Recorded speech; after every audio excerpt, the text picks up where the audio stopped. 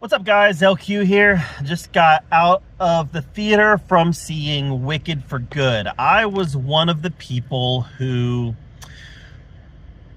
was taken by surprise on the first Wicked movie. It was not a movie that I really had much expectation for, didn't think that I would like it, didn't think that I was really the target audience for it.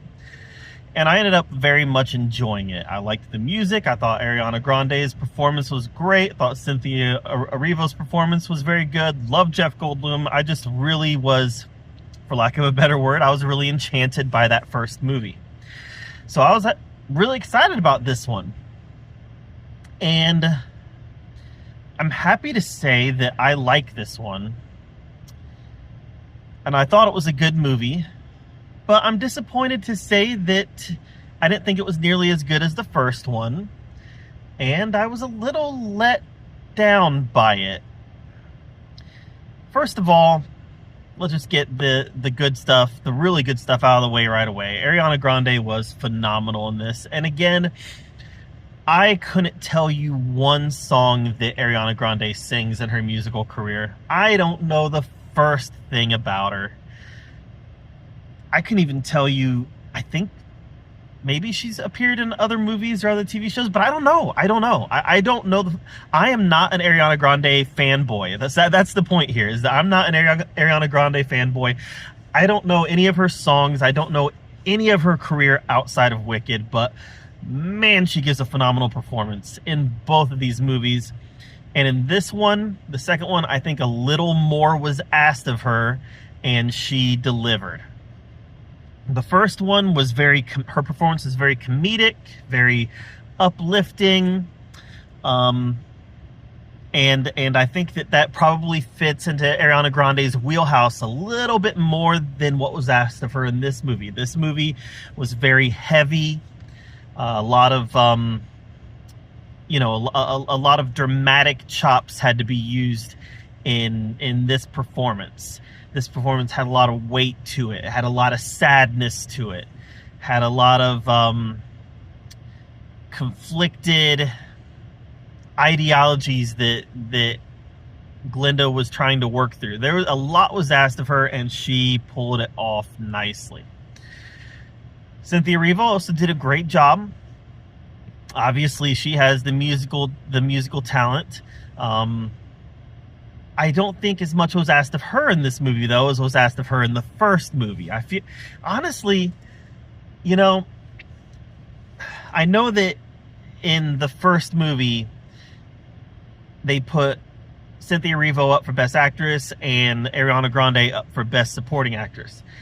I really think that should be flipped on this movie. I really think this was Ariana Grande's movie. It really was. I'm willing to bet she even got more screen time than Cynthia Erivo did in this movie. I mean, I don't know. Maybe that's not true, but it felt like it. This really felt like it was very much her movie.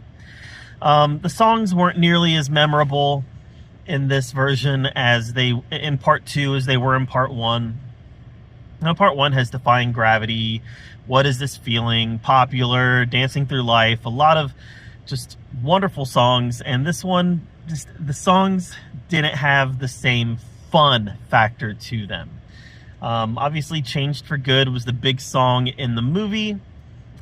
And again, when that is your headlining song, the song that's probably number 4, 5, or 6 in ranking for the, if you were to rank all the Wicked songs from both movies, it's number 4, 5, maybe even 6 in the ranking. It's just, that's not great.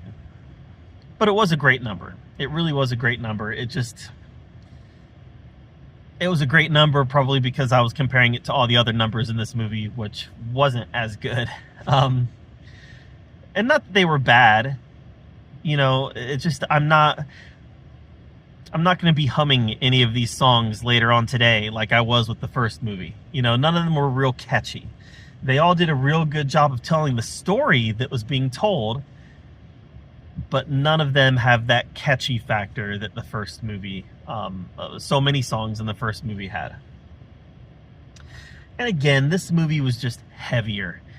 and it was sadder, and there was a lot of helplessness in this movie. Like, you knew that it was not going to be a happy ending for all of our characters, or at least not, even if it was a happy ending, it wasn't the happy ending that they wanted. And because of that, the movie definitely had a certain amount of weight to it. And what I think this movie really made the mistake of, now I've never seen the musical version, the play. I've never seen the play. And my understanding with the play is that Dorothy's presence was very limited in the play. And I understand why that was the case in a Broadway play.